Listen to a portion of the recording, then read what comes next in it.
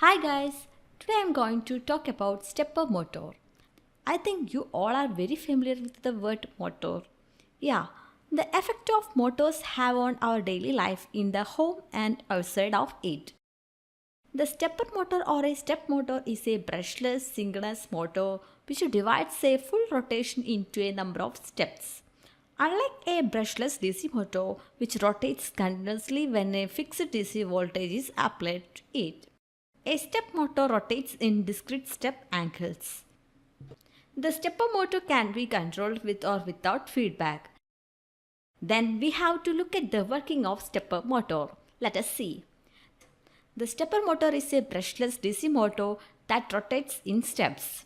This is very useful because it can be precisely positioned without any feedback sensor, which represents an open loop controller.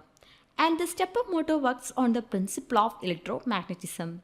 Similar to any other motor, the stepper motor consists of a rotor that is generally a permanent magnet and it is surrounded by the winding of the stator. As we activate the winding step by step in a particular order and let a current flow through them, they will magnetize the stator and make electromagnetic poles respectively that will cause propulsion to the motor.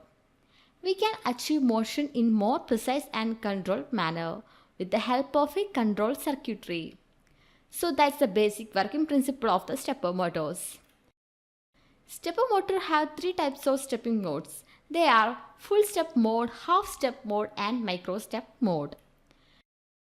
By construction, the stepper motor comes into three broad classes: permanent magnet stepper, variable reluctance stepper and hybrid step motor.